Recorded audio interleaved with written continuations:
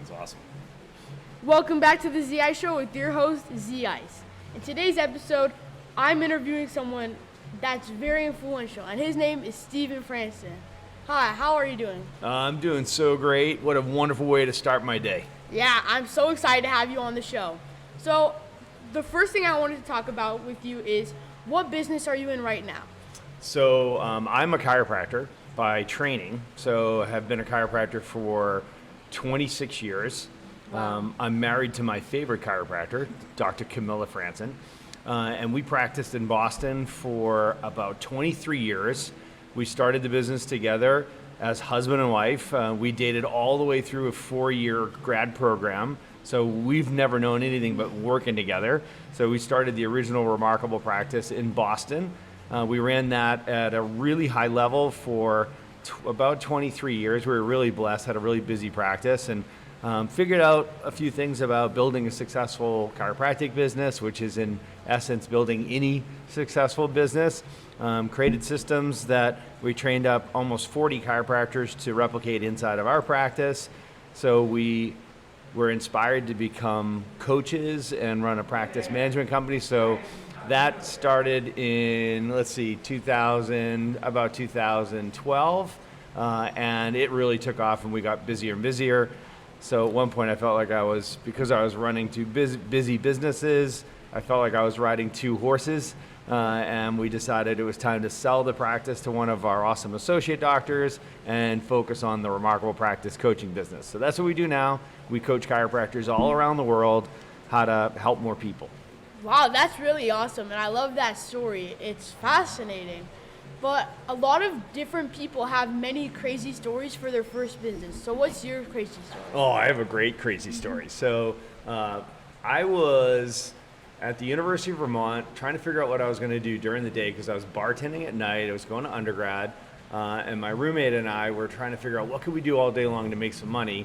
And we were at this restaurant having this conversation, and there was a guy behind us washing the windows at the restaurant. So I looked over and I was like, man, any dummy can wash windows. Let's start a window cleaning business. So we started a window cleaning business up in Vermont. I moved down to Atlanta to go to Life University to do my chiropractic studies, and again needed to make some money to pay tuition and pay rent. And so my roommate and I started a new window cleaning company down in Atlanta. And by the time I graduated, I started hiring all of the other chiropractic students. We had a couple of trucks going, a couple of crews going, and we built a really successful window cleaning business. My younger brother Jeffrey, was graduated from the university from Boston College. Moved him down to Atlanta, and he started to run the crews. So while I was starting in clinics seeing patients, my younger brother, was really running the window business. I eventually sold that business to him, and now he runs the largest window film installation business in the world. Wow. 10 years running for 3M. He's the largest distributor in the world, and he puts up millions of dollars worth of window film a month. So he has a huge business. I'm so proud of him. And it all started with our window cleaning business when we were students. Yeah, wow, that's crazy. With like a college kid trying to make some money into a multi-million-dollar company. That's exactly right. Out of window washing. That's exactly right. That is the craziest thing. And I have a little book that I wrote for chiropractors that's everything I needed to know to be a successful chiropractor. I learned washing windows. Wow, that's crazy to me. It blows my mind.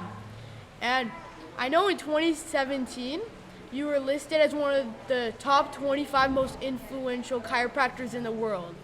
Now, how did that make you feel, and how did you do that? Well, I was very honored by that. I love to help chiropractors, and I hope it's because I've helped a lot of chiropractors help a lot of people that I've been trusted and gained this influence with chiropractors around the world. I think everybody around me, like my mother and father, were equal parts surprised as very proud, and I've had the support of my wife Camilla all along, so it's really an award for both of us. It was great recognition, and it was nice to know that all the work that we've been doing has been paying off, and again helping other chiropractors be more successful, helping a bunch of people. Yeah, that's really cool to me, especially like top 25 in the whole world. and there's millions of chiropractors, so I find that really cool.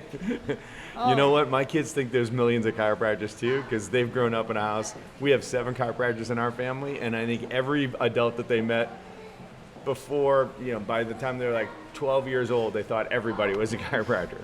Wow. So what motivates you to do what you do? Well, as a chiropractor, you help people express their health potential.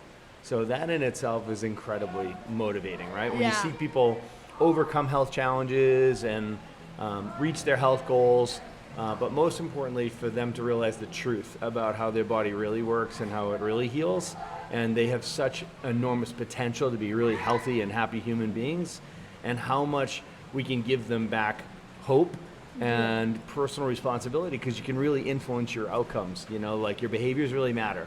And I think nowadays people aren't taught that enough, that the choices that you make really, really matter, and you can change your trajectory, you can change your experience and your health outcomes. And now the same thing is true for the business that I run, with teaching chiropractors how to run their practice and how to run their business. So I used to just be in one room, helping hundreds and hundreds of patients a day. Now we're helping thousands of chiropractors help thousands of people every day. So that motivates me a lot. Yeah, that's so cool. Like seeing how people can get better naturally. Yes, exactly That's right. really It's cool. very empowering. It gives people encouragement and hope, and it's really empowering for them, so they don't have to live in fear. Yeah. They don't have to be afraid.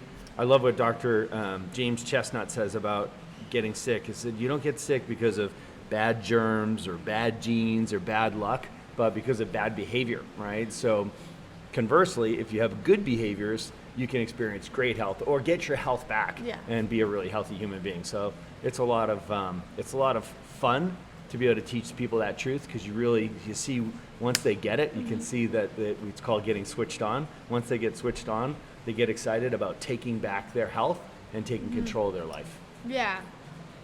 So last question of today is, what is some advice that you would give to the younger generation? Well, I think that's a really good question. So I think first and foremost, you've got to learn how to listen to your voice inside of you. I think that God puts a purpose inside of all of us that's like a seed, and it's growing inside of you. And if you just make sure that seed gets plenty of sunlight, and you learn to listen to that voice inside, it can guide you as to what you should do with your life. And if you figure out what your purpose is, or your calling, your reason, your why, you'll have boundless energy to be able to do all the hard work that it takes to really manifest success, right? So success looks different for all of us, and you can't let anybody tell you what success looks like for you. You've got to figure it out, right? So your definition of success is probably different than mine. It probably has some of the same characteristics, but it's really important that you get in touch with your core values, and your core values will guide you. Your core values are what's most important to you. That'll guide you as to what success means to you. And then you can pursue your idea of success, not somebody else's idea of success, right? So you got to do the work, the internal work, right? So listen to that voice from within, figure out what success really looks like to you, and then you'll have all the energy that you'll need to pursue that. Wow, yeah, that's some great advice. And thank you so much for being on the show today. Oh, it's my pleasure, man. I'm a big fan. I've been a big fan of your stuff for years. Thank you, man. Well, thank you guys for watching the Z-Ice Show with your host, Z-Ice, and guest, Stephen Franson, and I hope to see you guys on the next one. Thanks for watching.